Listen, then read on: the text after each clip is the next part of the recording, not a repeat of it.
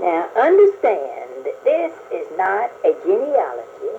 It's not a factual, legally researched record of our family.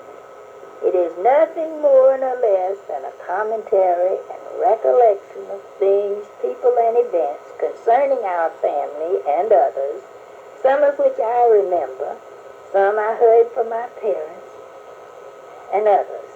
Some bad, some sad, some maybe good. There have been so many changes in my lifetime that it's hard for younger people to imagine just how things were in my earliest recollection.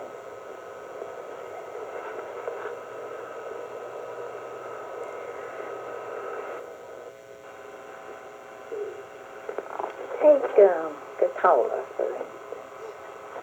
Now, I first remember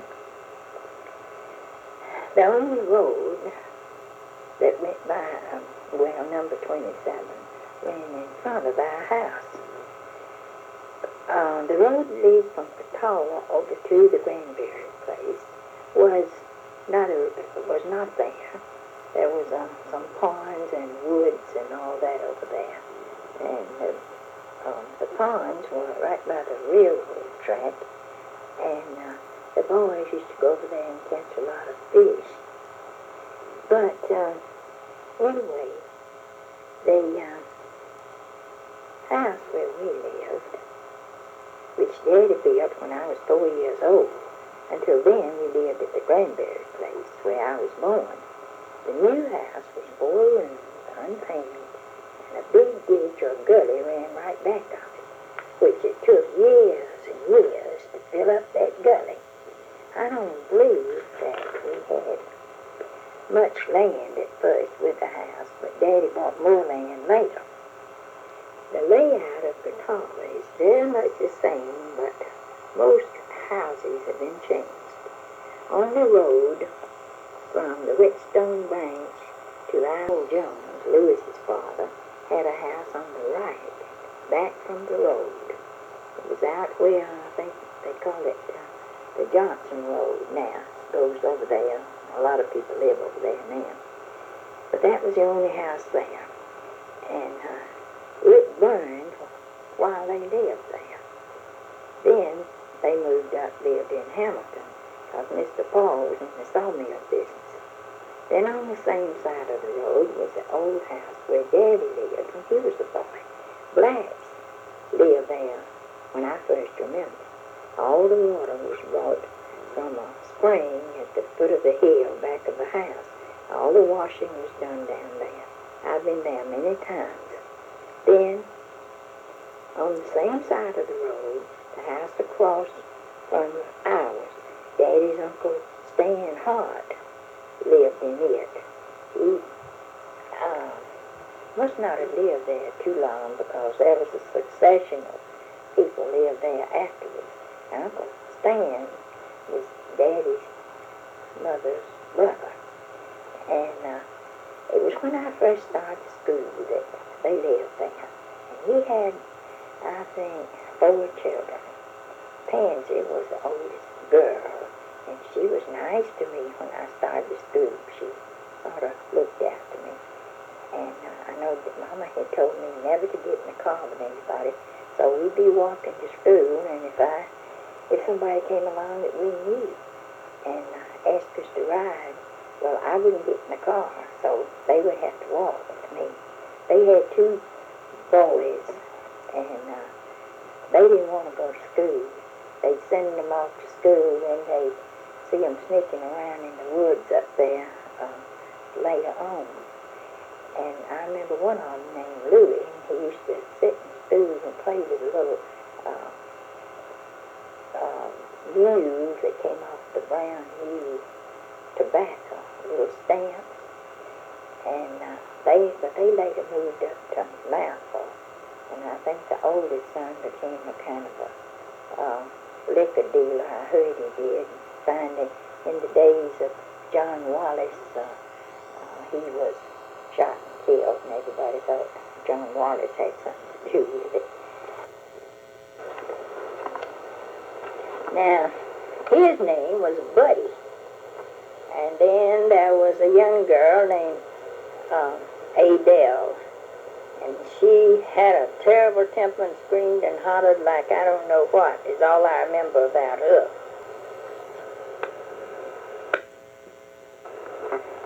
Now, up on the hill from where our house was the Georgia Grant place, and that was the same old house that was torn down when Paige and Eddie bought the property. For a long time, you know, Bert and Lon lived up there. Lon Holt married Percy Grant. But of course, all of that was later on, not when I first remember. When I first remember, Georgia lived up there. And she was the widow of my father's Uncle Jim Grant. They all said she made him stay in a storm cellar so much that he caught something and died. But I don't remember him at all. And the little house right back of there was where DeWitt Grant lived. He was her son. And I remember that he died at the time, at about that time. He was not very old. But anyway, he had a wife that was a cross-eyed woman named Lucy. And they had a little boy named Noel. Now, she had been a Gamble. The Gambles were a family that lived over here at one time in my daddy's childhood, but not in my recollection.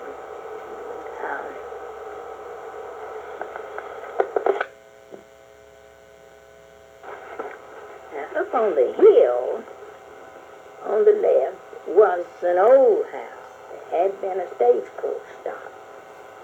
And several different families lived there until the lumber company bought it and remodeled. Then there was Uncle Charlie Beers' house and shop. And of course, the shop's still there. And the houses had a lot of changes. Then the Johnsons, that's where Miss Tiny and Mr. Mobley Johnson lived. Miss Tiny was my mother's best friend. Now, they had Marvin and Walter and Elizabeth and Joel. Now, Miss Tiny was a Lawson. She was a sister to Aunt Ella Beers, who married Uncle Charlie. And there were quite a lot of the Lawsons, which mixed up with the Beerses. And anyway, that's where Elizabeth and Mr. Hambrick live now. And then the house where Howard Johnson lives now, there was a nice house there, which I remember it was a white house, and it had been the home of Dr. Williams, who was in Cataula before Dr. Hudson. Now, of course, I don't remember this, but there was a little house right on the road that was his office. Now, I think something scandalous happened to his daughter, so I heard. So he moved up to Chipley and was a doctor up there, I guess, for the rest of his life, as far as I know. But I think that house must have burned. And where the Masonic Lodge is now, there was a house where Cousin Samantha McElroy lived. Now, Mama called her Cousin Manny. She was an old maid, and she had a little garden out there. And I know in the spring we'd come by there from school, and she'd have the most beautiful hyacinths in a little square place in the corner of her garden. And now then, she was related to us through the Vitamins, and the Vitamins were related to the Beerses somehow. I'm not quite sure right now how. And the house where Sarah Taylor lives now was occupied by Cousin Lucy Page. She was also a Vitamin, and Mama called her Cousin Lucy. Now, she was a widow, and she had a large family. And I often wonder how those families made out. Her husband had been killed in a jenning accident. And she had, in those days, there was no such thing as insurance or Social Security or anything. But they managed to make it, and the oldest son got grown and went to work for the railroad, and he eventually became a dispatcher, which many years later. But he must have supported the family the best he could. Then the oldest daughter went to teaching school when she got old enough to, and so on.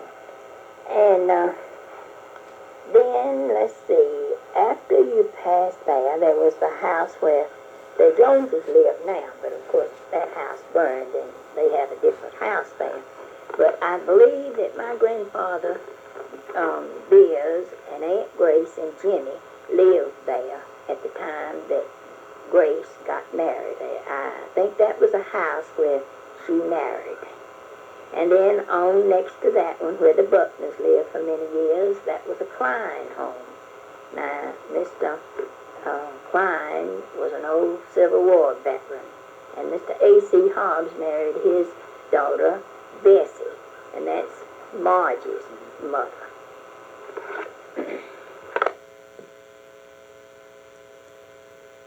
On over the railroad, on the left, was Mr. Homer Hobbs' house. Mr. Homer was a mail carrier for many, many years, and he had several children by his first marriage. Then when his children were Leslie and Weta and Exa and Ralph. And Ralph was the baby at the time his mother died, I believe. And then later Mr. Homer got married to a lady who came to Cataula to teach music. And her name's Miss Mamie Affleck, I believe, from Columbus. And they always seemed such a happy couple. They would be sitting on their porch in the afternoon when we walked down in front of the Baptist church and in front of their house, and then came down and crossed the road and crossed the railroad to come home. And Mr. Homer, of course, his children were all grown and were friends like with my Aunt Jenny. They were that age, except Ralph, who was younger. And Ralph then married Blanche Hobbs, who was all of our friends when she came here to teach school.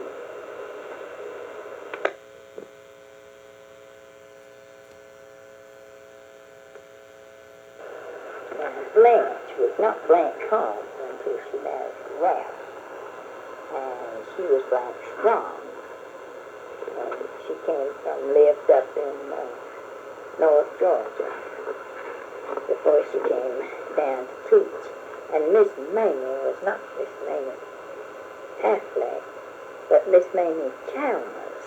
But she was related to the Afflecks in Columbus. So I've set that straight.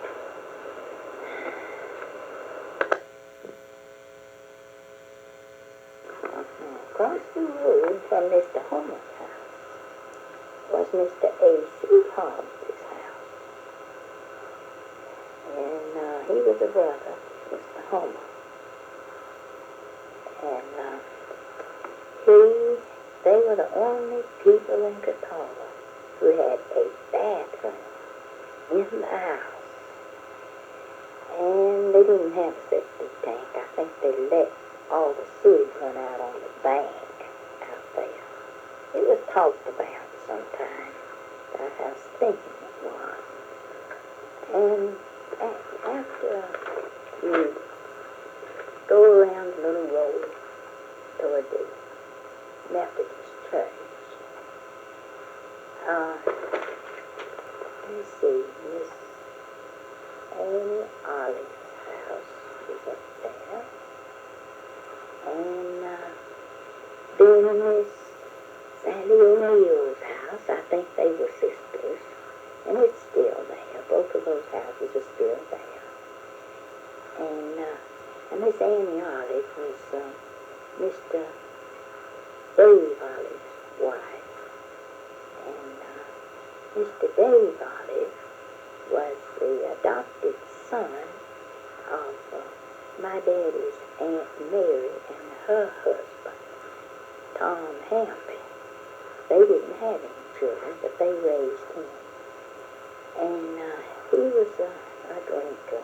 He used to go around and tend to the places on the railroad that had water in them for the train. Now that's all I can remember that he did.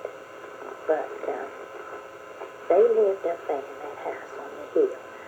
The Hamiltons lived there now. I think Miss Annie gave it to them when she died. I don't know why, because they're not related to him. Harry Hamilton and his wife, Oprah. But anyway, by Miss Sally O'Neill's house was the Methodist Church. Now, the Methodist Church was not there until, at first, in the beginning, it was over there at the Clower Cemetery on the way to Ellerslie, you know where that is. And then they decided to move it up to Cataula. Everybody chipped in and helped to move it and build it and fix it. I know Daddy worked on it some. And then we went to preaching up there, and one of the benches had been sitting out in the sun and had a rosin on it. He got it on the seat of his Sunday pants.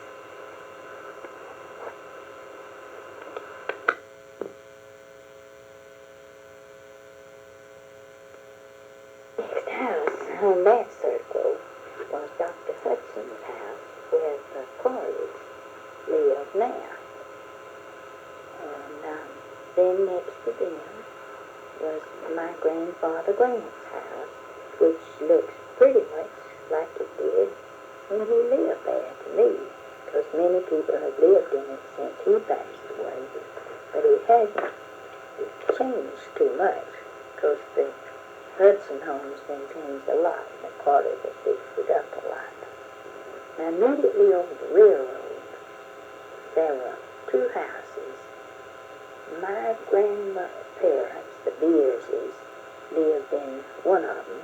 The house is still there, and it was not exactly what it is now, but I believe that they lived there when my grandmother passed on. And then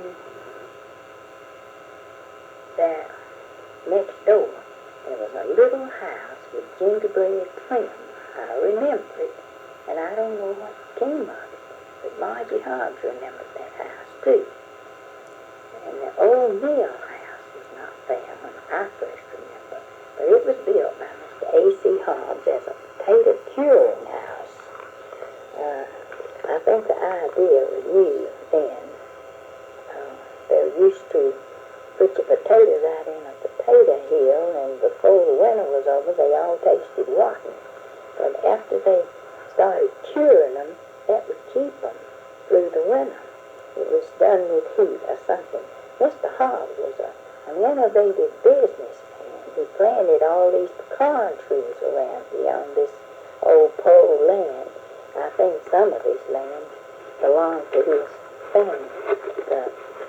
The old Hobbs place was right out 315, not too far from here. And then maybe he bought some of it, I don't know. That's where the Bunts bought the land that they owned up here. And those pecan trees are still bearing. And then up there in Cataula was Thompson's store. It was, of course, just like it is now. The building is. They had everything in that store. And over the hill on the right, Cousin Ray Bottomman, Marie Newsom's father, had a little store. I believe it was first, when I first remember, it was near the Thompson store, but later he built a little store up there. And I don't know why, but I was scared to death of him. I think it's because he teased me every time he saw me. And I can remember I didn't want to go where he was. Now, he married Miss Lizzie Loss, another one of the Loss girls. And their house is there just like it is now. And Rue lives there now. She was their only child. And across the road where the Gilsons lived was a very old historic house. It's written up in the Harris County history. And I believe it was a hotel or something. I don't know, but you can read about it in that history. And I don't know much about the house next door, but it was there when I first remember. And everything else on the left was built later. Let's see, well, there is a house right close to Billy's store. It was built by Mr. Mr. Holland, not Mr. Will Holland, though, his brother. But it was there shortly after I remember Cataula. They moved from down on Holland Road and came up there and built what you call a bungalow, I guess. Now, of course, up in Cataula, the Baptist church was right where it is now. That's where I went to church, and my folks were members, and I joined the Baptist church up there when I was about 11 or 12 years old. And the big rock was there, and there was a little road that led from the big rock over to the schoolhouse, which was on the road that went out to Ellison. And we went out there to play on that thing all the time. And it looked to me like at that time it was about 25 feet high in the back. It's not high at all, not really. And it looks just like it did then, but to me it appeared very high, and Daddy always told me don't fall off that rock. I don't think it would have hurt me if I'd fallen off of it, but it was straight up and down in the back. But it was the same, because the church has been changed a lot. It was a very old church. We used to go to church up there at night, and of course there were no fans and no air conditioning and no lights. They had lamps hanging from the ceiling. And I can remember now how preachers would be preaching, and I'd be so sleepy. I could hardly stand it. And bats would come in the window and get to flying around, and all the kids would be stretched out, the little ones on the benches asleep, and everybody be fanning with one of those fans that Louis Brizard says you get from the funeral home, and that's true. That's where they usually came from. Modern Baptist churches, of course, have a little pool in the church. I reckon back to the pulpit. But in those days, we went down to John Davis Thompson's little private swimming pool, which was a little thing, not very wide, kind of long. I reckon they built it for him to learn how to swim in. And that's where we went to be baptized. And then we all went in there with our clothes on. The preacher had on his baptizing suit. And then we went up to the nearest house, which the Cordries were living in that house at the time. It was called the old First Place. It's not there any longer, but it was on that road right past the schoolhouse, Route 315. I don't know if it was named 315 then, but well, there were a lot of families lived out there, but I won't go into that because that was not Cataula proper. Now, right across from where Billy's store is now, there was the Jack Cordry house. Now, he was the grandfather of Mr. Willis Cordry's children, who were my friends. Anyway, I heard his mama called his wife Cousin Sally for some reason. I think maybe it had to do with the McElroys. But anyway, Mama would go to visit down there, and their house was absolutely spotless and very barren And I couldn't stand to go there because there was nothing to do. You know, children don't like to go where there's nothing to do and nobody to see them. I just sit there. And so I hated for her to go visit cousin Sally and her daughter Vesta. Because that house had some historical significance. I think it was probably a stagecoach stop or something. Now it burned long ago. And you could go on, I could go on down to the county line in the Allman place. But, and on the left, going down that road, were Freeman's and Tobin's and Spates. And on the right, the Holland, Mr. Will Holland's home. And Herschel Bottomann's house and store. And back of them, across the railroad, the Owens's house, their house too burned later. But Mr. Owens was a section foreman for the railroad, and all the shanties, as they were called, were the houses where the black folks that worked for him lived. And they were all painted the same color like that the railroad had them. And some of them are still there because they were sold to the people and they fixed them up. And across from, let's see, on down the road, past the cemetery, on the left, where my mother and daddy are buried, and my grandfather and many more of our relatives. It's the cemetery that belongs to the Baptist Church. But on down the road on the right was the Eugene Thompson place. It was a wonderful old place. It was two-story, and the original house was made out of logs. I think it's in the history of Harris County. And many years later, of course, it burned.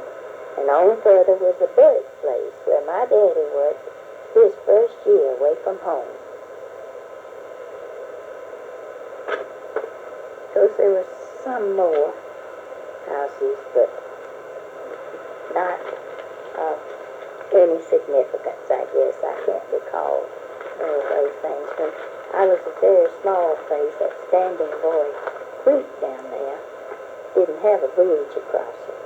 And my mother used to tell me a tale of that she and Daddy went to town in the buggy one day, and coming back, there was a big rain, and this creek was flooded, and they couldn't get across it.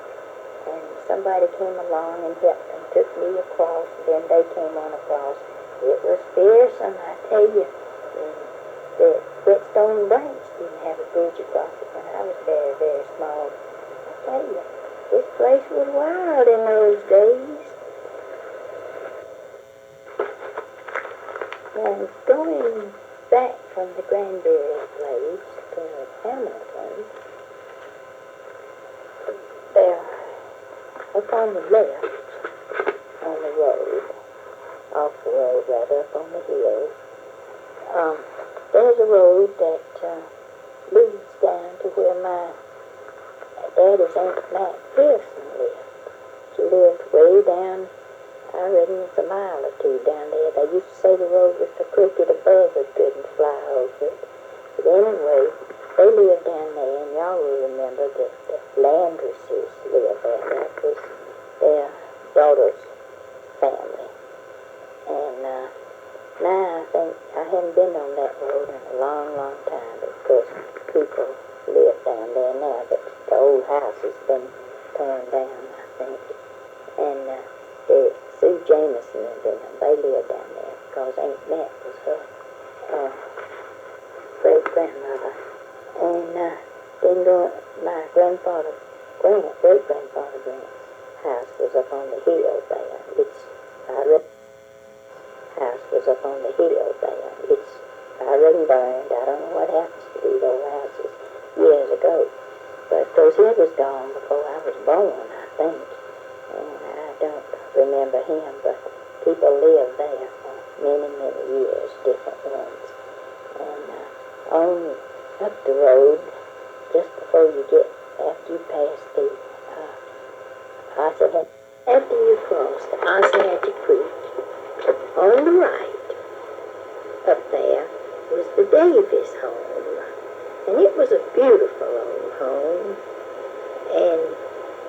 Mr. Clay Davis was one of Daddy's friends, and he lived in that house with his family. And he said, I think that was his father had built that house. But they had a paved front walk, which was wonderful. I wished I had some skates so I could skate on that. And at that time, when the Cordries lived at the Huff place, our families were friends. There was Mr. Willis Cordry and his wife, Annie Lou, and their children, Mabel, Ruby, and Herbie. And Mr. Clay Davis and his wife, Emma May, and their children, Wilton and Martha. And we used to visit with each other, and they would do what they call sittin till bedtime. Go and see each other and stay a while. Bedtime was probably pretty early.